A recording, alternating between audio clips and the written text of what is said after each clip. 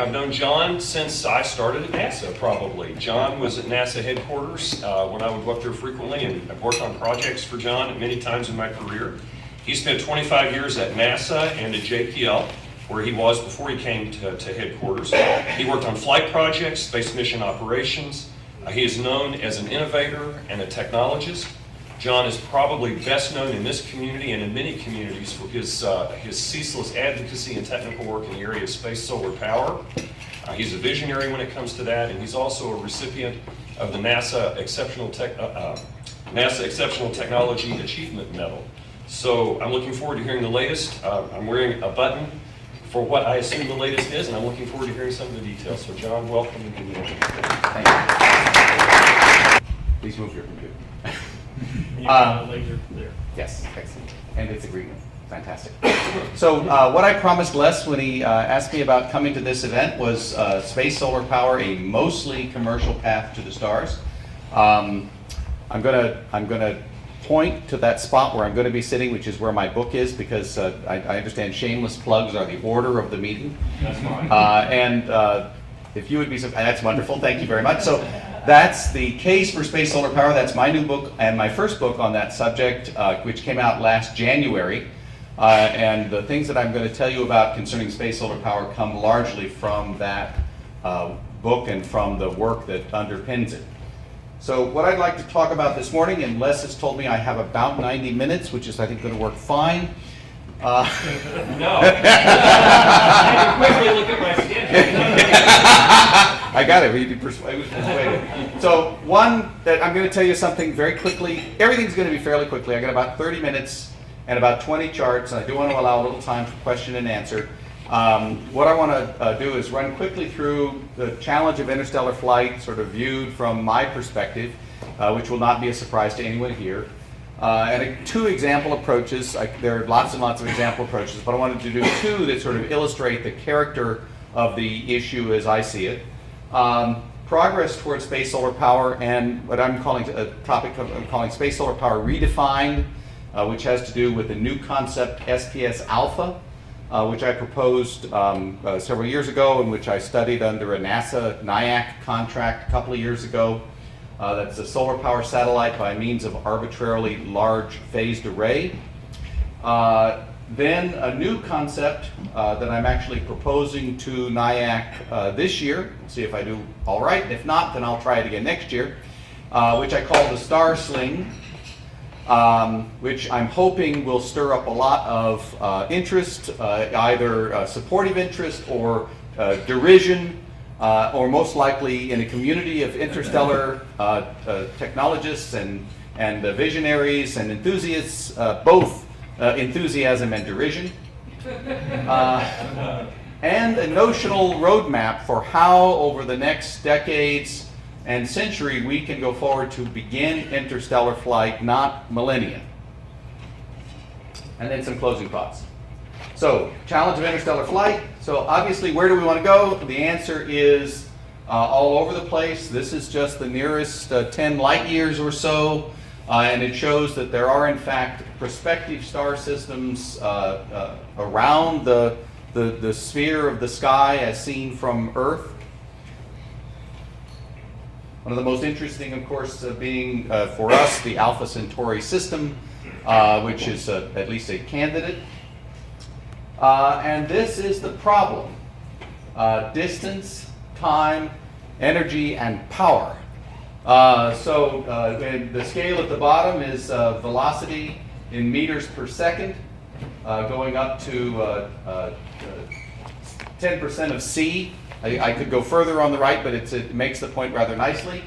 And energy, the energy required for, in the case of the blue squares, a 1-ton mass to go at these different velocities, and the energy involved in doing that going up to, in the case of a system that 10 to the 7th meters per second is just slightly less than all of the power needed for the U.S., for all the energy needed for the U.S. In a year.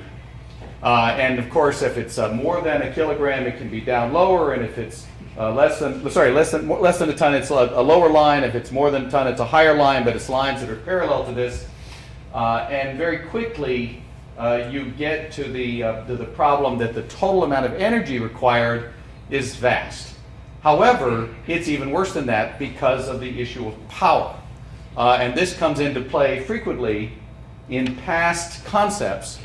For example, and I shamelessly stole this figure from the internet, and I give credit to whoever actually did it, but it made my point really nicely, and I was able to find it quickly. Adrian Mann. Say it again? Adrian Mann. Thank you. And it compares the dataless inertial confinement fusion concept with the Saturn V. Now the Saturn V had a dry mass of about 200 tons or so, a payload of about 20 tons, being the service module and the lunar excursion module and so on. And these are all rough numbers. I'm not giving 5 or 6 or 7 point data precision numbers here. I'm a physicist of background. Used to be a cosmologist, not a cosmetologist, but a cosmologist, concerned with the beauty of the face of the sky, not the. And so all my numbers are rough. So fuel was about 2,700 metric tons, LOX kerosene and LOX hydrogen in the second stage. And the specific impulse of the first stage was about 300 seconds. And the cost to build the first one, all the infrastructure, all the R&D and so on, was $50 to $100 billion. Daedalus has a predicted dry mass, this is all example concepts, a dry mass of about 4,000 metric tons, payload of about 450 metric tons, i.e. a payload about the size of the space station, fuel of about 50,000 metric tons, not LOX kerosene, but in one incarnation, deuterium and helium-3, but relatively exotic materials that are quite expensive compared to kerosene. An ISP not of 300 seconds, but of 30,000 seconds on order, and a cost which might be estimated, including the in-space infrastructure to build it, assuming that all the technology were mature, as was the technology, for the most part, that went into the Saturn V, i.e. the people in Huntsville knew very well how to build rockets. $4 trillion, more, probably not a lot less. It would go to a single target. It didn't slow down when it got there. And it would require a massive and dedicated in-space infrastructure to build this system. And the reason, of course, was to get a large amount of power, i.e. thrust levels, power output levels, quite similar to the Saturn V, which is why this is such a nice illustration, and I'm sure the reason why he did it, and to do so in a relatively short time to get up to a reasonable fraction of the speed of light and go to a nearby star system. And this was a single target, and once you did it, this was an expendable launch vehicle, of course, so you did it once, and that $4 billion was done. If you wanted to go someplace else, you needed to spend another several $1 billion and build another. Trillion. Sorry, trillion. So this is another classic approach, trying to solve the problem, and it required fundamentally new physics. It's another, new unproven physics, i.e. inertial confinement fusion, doing it this way, and things that are still topics of research and large-scale experiments. Another concept was that of Bob Forward and all the successors of Bob Forward. This is just one particular sketch of the Star Wisp. One set of numbers, and there are lots of other ones. This particular one is microwave type, which should have a beamer roughly the diameter of the moon, which would have to be built and would provide power. Transmitter power was on the order of 100,000 gigawatts, so 100 terawatts. Payload was about a ton, and it would accelerate for about 500 million kilometers or so. And cost would be anywhere from 100, even with low costs and even with large-scale manufacturing and all of that, the cost would be something like 100 trillion to 1,000 trillion, with a lot of variation in exactly how much that would be. Yeah, the actual number was 1,600 terawatts. There are various versions around. Yeah, that's the one he published. I understand. I understand. Yeah. That's why I say it's just an example. It's not a, there's a, if you look at the literature, of course, there's also the laser versions. There's a whole wide range of different versions that do different types of payloads. And Yeah. I just wanted to show this one as an example. Now, the nice thing about Star Wisp is no new basic physics. The argument was that this physics is reasonably well known and it could be done. It does still require massive and dedicated in-space infrastructure. Once again, the main point is that it's a stupendous investment in order to produce a huge amount of power over a short period of time to transfer to an object of finite scale a great deal of energy so that it can be moving at a velocity near or a reasonable fraction of the speed of light when it leaves our solar system. So, key issues: distance and time translating into energy and power. So, space solar power is obviously the way that the energy is provided by all the beamer, in most of the beamer concepts that are out there. It's solar power one kind or another.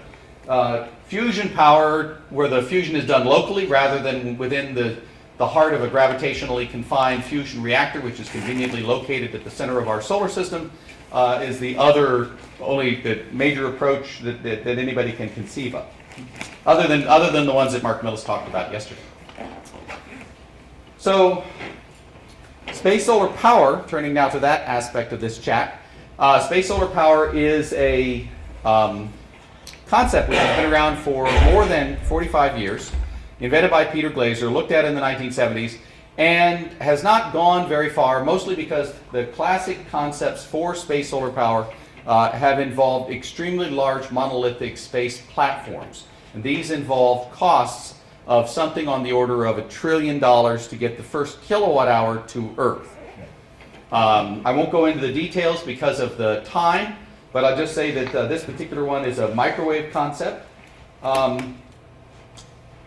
The programs really didn't go anywhere after the 1970s for the reason of the cost and the technical risk and so on. But the work was revisited by NASA and continued internationally in the 1980s and 1990s. And in the 1990s, with NASA looking at a range of new system architectures which were increasingly modular in their character, i.e. rather than a single large Manhattan-sized, three-axis stabilized spacecraft that would be built in a huge in-space factory, instead satellites which would be erected in space from a set of modular building blocks up to say 10 tons in size, and then they would self-deploy in space.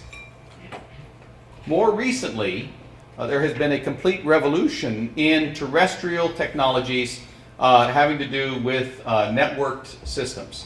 And we heard a little bit about some of this yesterday morning from one of the speakers. And the whole idea being that it is now plausible, and in fact, in this room there are probably more computers than there are people, and all of them are capable of connecting to one another in a dynamic and modular and reconfigurable fashion using mass-produced Wi-Fi routers and materials and computer chips and so on, than there are people, i.e. more computers than people in every single room, every single conference you go into these days. The idea is that with a modular network of relatively small entities, objects, agents, intelligent agents with no more than insect class intelligence, that you can make quite sophisticated and quite functional space solar power systems going forward. SPS Alpha is one such architecture. Out of approximately 8 building blocks, the average mass of which is about 10 kilograms, you can make extremely large space systems in the same way that ants and bees and termites and coral reefs all form, or forests of aspen and so on. All of these biomimetic examples form these quite beautiful, elegant, and very long-lived ecosystems on the Earth. And so the proposition and the detailed configuration doesn't really matter very much. The key points have to do with harvesting the sunlight passing by, in the case of SPS Alpha using large thin film reflector surfaces, i.e. solar sails, but applied as heliostats, and the local conversion of that solar energy into electrical power and from electrical power into electromagnetic transmissions in the case of SPS alpha in microwave. This is vastly important for space solar power for two reasons. One, it means that even in a very early system, you get the economies of scale that were talked about a little bit yesterday. Namely, you can mass produce huge numbers of these modular system elements, just like you mass produce personal computers. And secondly, you can start small. I.e., if the average size of one of these things is about 10 kilograms, they range from about 1 kilogram, the modular size, there's different species that make up this ecosystem, from about 1 kilogram for the smart interconnects to about 100 kilograms for the propulsion, stabilization, GN&C modules that plug on and provide attitude control. Anybody can build them. And it doesn't take trillions of dollars to get started. You can get started with millions of dollars. Not trillions, not billions, but millions of dollars allow you to get started on these uniquely shaped small sats, CubeSats up to small sats, which need to have a particular morphology in order to best harvest sunlight and turn it into propagating electromagnetic waves from a phased array, and in order to interconnect with one another. But at 1 kilogram, 10 kilograms, 20 kilograms, there's no barrier to getting started on any of this. In the book, it talks a little bit about design reference mission, showing how you scale up from a very early DRM design reference mission 1 up to full-scale solar power satellites. The central concept being, of course, that you don't get an industry started overnight. You have to follow some kind of an S-curve, and you have to have things that can be done with these systems to make money as you go along. And I'm going to come back to making money as you go along, but the central concept being that if you can make a new class of Earth-orbiting satellite with costs on the order of tens of millions of dollars that can deliver tens of kilowatts to hundreds of kilowatts for RF payloads in Earth orbit, then you change the space economy. The largest communication satellites today is the Boeing 702 bus. It's about 20 kilowatt. It's launch vehicle limited. It's a large monolithic system of the sort that I was talking about. You change everything if you can make that out of 10 kilogram pieces instead. And you're not limited to the size of the system. So how does this turn around and work in space solar power? So this is now the Star Sling. So the proposition is, I want to break the back of the power problem that drives the cost of a beamer or electromagnetic, solar-powered electromagnetic launch systems by confining the vehicle that's going to leave our solar system to a maglev ring during the acceleration phase. That means I don't have to have thousands or hundreds of thousands of terawatts for very large masses. I can get away with tens of gigawatts and multiplied. And it means that I can take my time. I don't have to try to accelerate in a few hours. I can accelerate in weeks or months or even years, depending on how fast I ultimately want to go. And my limitation is really the tensile strength of the material in the radial direction, i.e. the radial acceleration which you get as you start to accelerate, as you get faster and faster. And the tensile strengths that are involved, the rough calculation shows that it's a tiny fraction of those that are required for the space elevator. So this is like a space elevator that goes in a loop, where every so often you have an SPS alpha, a solar power station, that provides the power that then takes the beads and accelerates them faster and faster and faster around the loop. Therefore, you break the back of the power problem. You don't change energy. Energy is energy. You just have a much longer time to integrate it with a solar-powered electromagnetic propulsion system. Power levels are much lower. Costs can be much lower. You can scale up to very large masses because every power station can be beaming to its own segment of the payload while the others are doing other payloads. And the fundamental idea there is it changes the architecture for how you go to a particular star from one in which you have one slug to one in which you have a stream. And so you have a stream of 50 or 100 or 150 1 to 10 ton objects, depending on the size of the system, that you send to a particular star all at once. And in principle, these individual vehicle elements can then coalesce. There's no reason that the delta V between them is quite small. There's no reason they can't coalesce and become a much larger self-assembled starship once they're on their way. In addition, this system, which is orbits the planet at a high altitude, i.e., on the order of tens of thousands of kilometers up to the scale of the sun, where it's on the order of 1 AU or more, allow you to access multiple stars within our galaxy over time, because it can precess, and you can arrange it to launch to different stars as you go around. And the starter kit for this can be used to completely open up our solar system. If you begin with Star Tram on Earth, which was invented by Jim Powell, whom I think John Rather mentioned yesterday in the conversation, which is a maglev launcher from Earth, all electromagnetic launch. You proceed to Lunatron, which was Bill Escher's idea back in the 1960s, which is a maglev system to launch from the moon. And then you proceed to Star Slings around various locations, around the Earth, around Mars, around the major asteroids or moons, or based on major asteroids and moons rather, around the gas giants. You basically have the opportunity to travel anywhere in the solar system with vast payloads and people for the cost of the energy involved in terms of recurring cost. And that fundamentally changes, it's like a rail system for the entire solar system. This changes the relationship between interstellar flight and everything we do during the next century to get ready for it, in that everything we do during the next century to open up the solar system is all now on the path to interstellar flight. Bigger and bigger systems.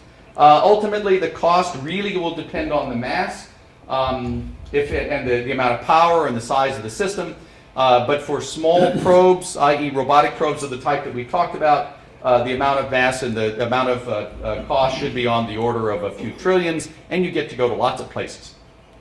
For people, it's much, much more, and the system has to be stupendously large if it's going to be real people. If it's going to be people on the frozen embryos and so on, then it's much more tractable to do it much more cheaply.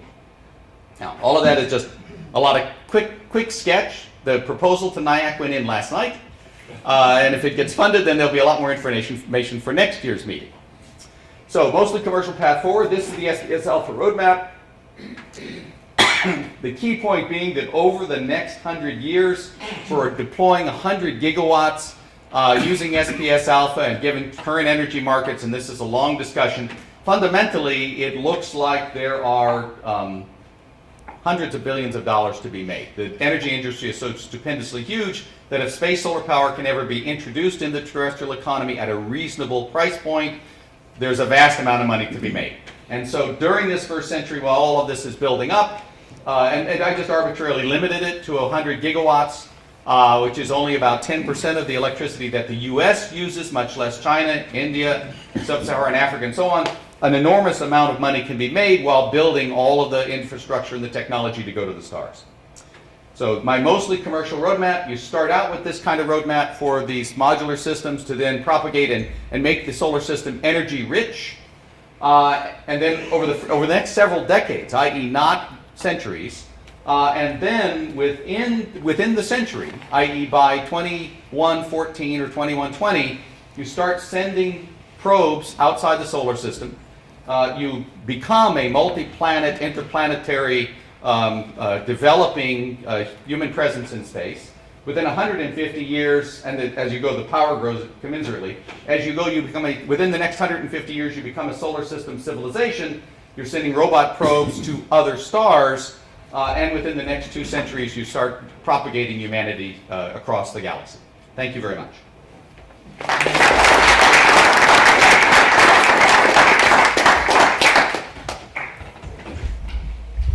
We have time for questions, and please wait on the mic. There you go. Thank you. Bear in mind when I ask this question that I'm a friend, because I love this idea. But you said a thing that I want to make sure I understand. You said that, and it seemed to imply, uniquely to this system, that once you made a large capital expenditure, you could get human beings anywhere in the solar system, and I don't see why that's different for this than any of the other, if you will, competing or any other technology that solves this problem. I don't understand why this system is unique in that respect. Could you clarify that? Yeah, so this particular system, for example, Star Wisp really doesn't do anything about taking humans anywhere in the solar system or developing the mineral resources of the solar. A lot of the electromagnetic concepts, which are intended to allow you to reuse the capital cost to do lots of different types of missions, they don't do anything about the other things we want to do in the development of space. Now, there are systems like initial confinement fusion where not the daedalus system. This system is still just for going to the stars. This is trillions of dollars to go to one star. But there are earlier versions, starter kits like the Icarus architecture and the various systems, where those smaller versions with this technology can take you to various places in the solar system. And then it becomes a horse trade whether or not those systems, which may be expendable, so that's the argument. You weren't saying what I thought you were saying. Okay, That's the answer to my question. good. Thank you. So I've got a question with respect to the competitiveness of space solar power. So how does your system compare to existing power generation approaches? And actually you had a very interesting idea in your report about the SPS Alpha about supplying space systems with power. So maybe you can elaborate. Right. So the concept is initially during the first 10 to 20 years, the market for SPS Alpha is terrestrial data, and those markets are so expensive; they're wildly expensive. It should be possible to make vast amounts of money, and begin manufacturing lots of modules. 1, 2. As you grow the systems, they become more capable. Imagine a 500 kilowatt communication satellite at a reasonable price. That's then at a scale where you could deliver power cheaply to the lunar surface, for moon bases, to Mars, anywhere in the inner solar system you could have power. And a nice data point is that on the International Space Station, the cost of electricity is about $50 per kilowatt hour. So you think about that. It's 100 times more. So 100 times more than the highest price for power anywhere that you can find in the U.S. for the cost of the power, not the. Now in this future, you grow over these series of scaled up versions until the point where you're cheap enough to start delivering power into terrestrial markets. Now I'll give you an example. A nice market is Hawaii. Cost of electricity in Hawaii is on the order of 25 cents a kilowatt hour, and it's all, 85–90% of it is generated from diesel fuel. Price of electricity in the Caribbean is on the order of 40 cents a kilowatt hour. It's all generated by diesel oil. There are lots of markets on the earth because these are global access systems. They're not built in one spot. You can choose the market within the hemisphere that you're over and deliver power early at prices of 20–30 cents a kilowatt hour in a competitive way to continue to build the infrastructure. And the far term, and this is all based on existing component technologies, mostly on aluminum. This is not the advanced composites. There's no carbon nanotubes. These are very conservative estimated masses and cost numbers. No in-space printing yet. So this is just proof of principle. If you just do this in a modular way and you can get to mass production of these extremely large systems, you can get to less than 10 cents a kilowatt hour. Less than 10 cents a kilowatt hour for baseload solar is competitive for 2 billion people across the world today. Set aside anything that might happen 30 years from now. And so it's an evolutionary strategy where you go into these different markets over time. This is probably the last question we have time for, and I see lots of hands where you can catch John in the hall or at a different session. Go ahead. I love the idea too. I'd like to ask what the longevity of the modules is. This is a great question, and if you base it on Voyager, the longevity is between 30 years and infinity, but the only things that run out are fuel and radioisotopes. If you base it on geostationary orbiting satellites, you've got some infant mortality, and then again it's decades to decades depending. my vision for SPS Alpha, and the same one that I would like to bring to the notion of an interstellar transportation infrastructure, is that this is alive. This is a living mechanism with literally millions of electronic agents, entities, insect class intelligences that recycle their own materials. They harvest new materials where they're needed. They print new versions of themselves in space as they are needed. And so this thing never dies. It's constant. If you look at a coral atoll in the South Pacific, it brings in energy and nutrients, and it's a finite number of species, and it never dies. And I think that has to be the vision of the development of space. Our systems are immortal, as we hope our species will be.